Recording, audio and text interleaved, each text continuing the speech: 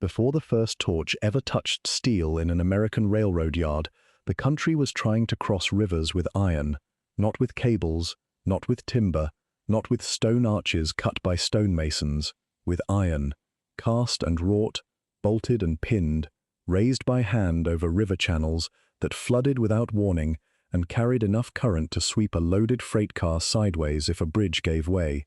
The decade that mattered most for this was the 1870s.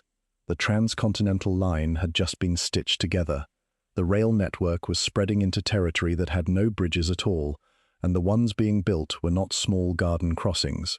Some of them stretched 300 feet or more above a gorge floor, carrying locomotives that weighed 60 tons and moved at 30 miles an hour. The men building those spans had no welding equipment. They had no electric cranes, no steel cable, no acetylene. What they had was a foundry, a bolt, a hand reamer, and an understanding of iron that took years to put inside a man's body. This is how they did it. If you're enjoying this story so far, don't forget to hit the like button and subscribe. Drop a comment telling me where in the world you're watching from. I love hearing from you. The iron railroad bridge of the 1870s was not a single structure. It was a collection of parts manufactured in a foundry, usually hundreds of miles from the crossing site, shipped by rail to the nearest point accessible to a work crew, and then assembled on location with hand tools. The two dominant forms were the through truss and the deck truss, both built on a principle that goes back to timber framing. Triangulate the load so that every member is either in tension or compression, and nothing is asked to resist both at once. In tension, iron is strong. In compression, it holds. What iron cannot do, at least not reliably in the wrought form the 1870s bridge builders were working with, is flex repeatedly under combined stresses without cracking at a weak point. The designer's job was to make sure every member knew its job and stayed inside it. The foundry was where the bridge actually began. Wrought iron, the primary structural material through most of this period, was made by puddling pig iron in a reverberatory furnace, burning off excess carbon and working the result into a fibrous, malleable metal that could be rolled into bars, angles, and plates. A skilled puddler worked in front of an open furnace at temperatures near 3,000 degrees, stirring the molten charge with an iron rod until the carbon burned away and the mass stiffened into a spongy bloom. He then balled it up and handed it off to the shingler, who hammered the slag out of the bloom under a steam hammer before the metal cooled. It was exhausting, dangerous work. Burns were constant. A puddler who lost his footing near the furnace door had nowhere good to land. The best puddlers could process roughly 3 tons of finished wrought iron in a 12-hour shift. It was considered among the hardest sustained physical labor in American manufacturing, and most men could not hold the pace past their middle 30s. Once the iron was rolled into the required section shapes, angles, and tees, and flat bars and eye-bar blanks, the parts went to the bridge fabrication shop. Here the detailers took over. Every piece had been designed to a drawing, and the drawings were dimensioned to tolerances that the machinists had to hold by hand. The holes that would receive the connecting bolts and pins had to be punched or drilled to a specified diameter. The issue was that punching, which was fast, work-hardened the metal around the hole and left a slightly irregular edge. For primary tension members, the holes were often reamed after punching, a step that removed the damaged material and brought the opening to its true diameter. A hand reamer in the 1870s was a fluted cutting tool turned by a brace or a wrench, slow work on iron plate, a half-inch thick or more, and a man with a skilled hand could feel when the reamer was cutting clean and when it was skating on hard metal. Before the parts left the shop, the better fabricators dry-assembled the entire span on the floor of the yard, laying out every member in its correct position and checking that the holes lined up and the lengths matched the drawing. A span that fit on the shop floor would fit in the field. One that didn't was far better corrected under a roof with good light and a machinist nearby than on a temporary scaffold above a river gorge in October. The longest and most heavily stressed members in a through truss were the eye bars.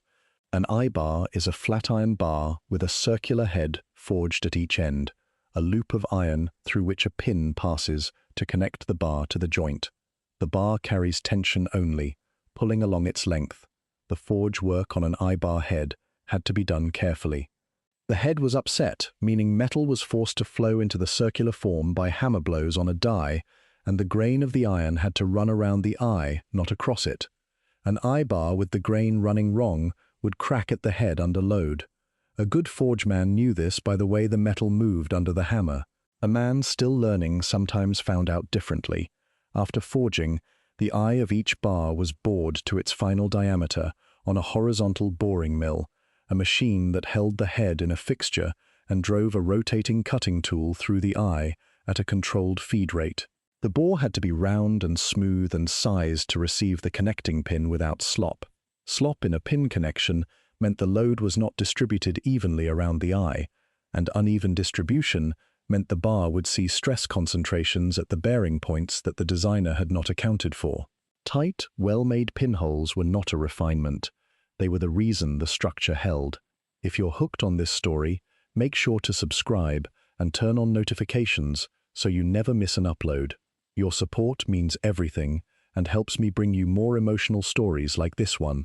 The fabricated parts were bundled, tagged, and loaded onto flat cars. At the bridge site, a work crew typically numbering 30 to 60 men would be waiting, organized under a field director who had overseen enough of these jobs to carry the sequence in his head. The sequence was not guesswork. The bridge had to go up in a specific order because the partially erected structure had to carry its own weight at every stage without collapsing. Getting that order wrong was not a recoverable mistake. The falsework came first. Falsework was a temporary wooden scaffold built on the riverbed or canyon floor to support the iron members while they were being connected. A carpenter crew drove timber piles or set crib bents, stacked timber frames weighted with stone, and built a platform that would hold the iron at the correct elevation. In a shallow river, the piles went in by a pile driver mounted on a raft, a drop hammer lifted by a hand-cranked winch and let fall. In deep water or a dry canyon, the crib bents were built up from the bottom. The wood was always temporary. Once the iron was pinned and the bridge was self-supporting, the falsework came out. But while it was there, it was carrying loads that could run into hundreds of tons, and timber under that kind of load will creep and settle in ways that can shift the iron above it out of alignment. When that happened, holes that had been machined to a close fit back in the shop no longer lined up in the field. The ironworker had to compensate on the staging, either by driving a drift pin hard enough to spring the members into position, or by having the piece lowered back to the ground and adjusted. Either option cost time, and in the short working seasons dictated by river levels and hard winters, time was the resource the field erector guarded most carefully. Raising the iron was done with gin poles and block and tackle. A gin pole is a single spar set upright and guyed with ropes, rigged at the top with a pulley block. A rope ran from a pulling crew on the ground, up through the block at the top of the pole, and down to the piece being lifted. The crew walked the rope out in a line, hand over hand, moving the iron upward a few feet at a time. Heavier pieces required a larger crew or a double purchase, a second block that multiplied the mechanical advantage at the cost of requiring the rope to travel twice as far. On a long span, the gin pole had to be repositioned repeatedly as the erection progressed outward from the shore. Moving it meant resetting the guys, re-rigging the block, and checking that the base was seated before the next lift began. Once a piece was up to elevation, the connection men took over. These were the iron workers who drove the pins and fitted the bolts. A main pin on a through truss could be 3 inches in diameter and 18 inches long, machined to a close tolerance on a lathe and driven through holes in stacked iron plates and eye-bar heads with a hammer and a drift pin, a tapered tool that aligned the holes while the permanent pin was started. If the holes were slightly out of line, the connection man used the drift to draw them together, and if the misalignment was too large to correct that way, the hole had to be reamed on the spot. Hand reaming in the air, standing on timber staging 40 feet above a river, with another man holding the piece from moving while the reamer was turned, was not comfortable work. The bolts that held the secondary members, The lateral bracing and the sway frames and the floor beams were driven hot in some shops and cold in others. Hot driving, borrowed from boiler making, involved heating the bolt in a small portable forge until it was just below red heat, driving it through the hole, and then peening the plain end into a second head with a hammer before it cooled. As the bolt cooled and contracted, it pulled the connected plates tight. A properly driven hot bolt was better than a tightened cold one because the contraction created clamping force the wrench alone could not produce. But driving a hot bolt required a bolting crew working as a unit. One man ran the hot bolt from the forge. One man caught it and started it into the hole. One man backed the nut or held the head. A fourth man drove, or the third man did both, depending on the configuration. If the bolt cooled too much before it seated, the contraction was incomplete, and the joint was soft. These crews worked by rhythm. They knew each other's timing. A new man in the rotation made everything slower until he learned to move at the pace the bolt required. The last stage before the false work was struck was inspection. The field erector, and often a representative of the railroad, walked the completed span, checking every pin for seating, every bolt for tightness, every joint for fit. A bridge that looked right from the ground could have a connection, man's drift pin still in a hole where the permanent pin had not been driven, or a bolt run in finger tight and never pulled down. These were not uncommon omissions in the pressure of field work, and the inspector who caught them before the false work came out was doing the job. The one who missed them was creating a problem that would surface later under load, and some railroads also ran a proof load over the finished span before opening it to regular traffic, sending a heavy locomotive across the bridge slowly while inspectors watched the deflection of the main cords. If the bridge moved too much or moved unevenly, the crossing was halted and the trouble found. If it moved within the calculated range and sprang back cleanly when the load passed, the span was accepted. The whole logic of the test rested on the understanding, proven out through the 1860s and 70s by the work of engineers like Squire Whipple and Herman Haupt, that iron truss behavior under load was predictable if the connections were right and the members were sound. The risks on the job were steady. Falls from staging were the most common cause of death, the same as in the wooden shipyards a generation before. A man working on timber planks laid across the lower chord of a truss 40 feet above a river had no safety line and no net. If a plank shifted or a foot missed its placement, he went down. Falling iron was the second hazard. A piece swinging on the block and tackle could change direction without warning if the load shifted or a guy rope gave way. The men below learned to read the swing before it happened, but the piece moved fast, and the reaction time was measured in fractions of a second. The bolting crews working under the lift had the worst exposure. They could not always see what was moving above them. The iron itself was not always sound. Cast iron used in the compression members of earlier bridges, the verticals and the compression cords, could carry a flaw from the pore that was invisible on the surface.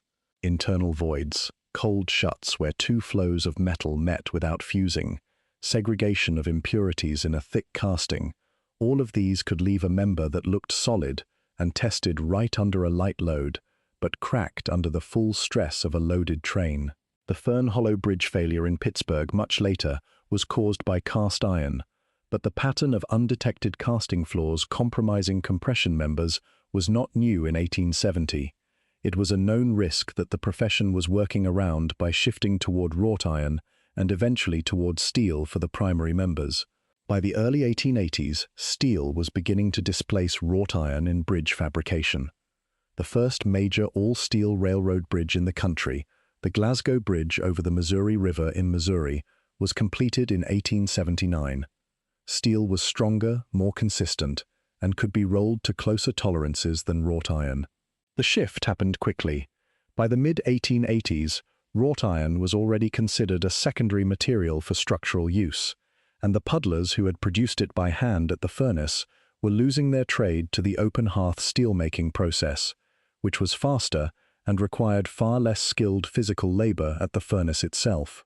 The bridges those ironworkers built through the 1870s are mostly gone now, replaced by steel and by the heavier loads that steel made possible. But some of the truss forms they developed are still in use, the Pratt truss and the Warren truss and the Whipple configuration, adapted in steel and then in welded steel, carrying loads those original crews could not have imagined. The pin and eye-bar connection, which those field erectors drove into place with hand tools on timber staging above American rivers, survived long enough that it was still being used in highway bridges well into the 20th century. The men who built those first iron spans did not leave memoirs. They left bridges. Most of those bridges are underwater now or dismantled for scrap. But the method they worked out by hand, the sequence of false work and gin pole and hot bolt and drift pin, was the foundation that steel bridge erection was built on when the torch finally arrived. Thank you so much for watching until the end. If you loved this story, check out the other videos on your screen now. I think you'll really enjoy them. And don't forget to subscribe if you haven't already. See you in the next story.